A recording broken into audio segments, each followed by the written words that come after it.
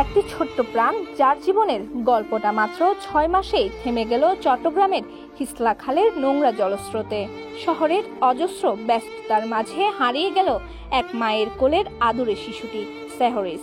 কাঁধে ব্যাগ, কোলে সন্তান, এই দৃশ্য যেন হঠাৎই রূপ নেয় এক দুঃস্বপ্নে, যখন শহরের বেহাল নালা কেড়ে নেয় সেই কোমল প্রাণ। চট্টগ্রামের চকবাজারে কাপাসগোলা এলাকায় হিসলা খালে পড়ে যাওয়া ৬ মাস বয়সী শিশু সেহরিসকে নিখোঁজ হওয়ার ১৪ ঘন্টা পর মৃত অবস্থায় উদ্ধার করা হয়েছে।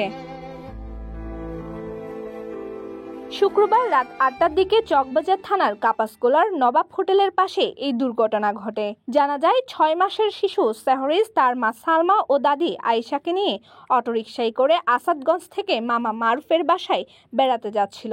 গন্তব্যের কাছে এসে সড়কে পানি জমে থাকায় তারা রিকশায় ওঠেন, কিন্তু নালার পাশে থাকা বাঁশের বেষ্টনী খুলে ফেলা ছিল, ফলে দ্রুতগতির রিকশা নিয়ন্ত্রণ হারিয়ে নালায় পড়ে যায়। দুর্ঘটনার পর রিকশা চালক পালিয়ে যায়। খবর পেয়ে চট্টগ্রাম সিটি কর্পোরেশনের পরিচ্ছন্নতা কর্মী ও ফায়ার সার্ভিসের ডুবুরি দল ঘটনাস্থলে পৌঁছে উদ্ধার কার্যক্রম শুরু করে। রাতেই সেহরিসের মা ও দাদিকে উদ্ধার করা গেলেও খালেই তলিয়ে যায় শিশু সেহরিস। Momi Bhattacharya, Citizen News, Chittagong.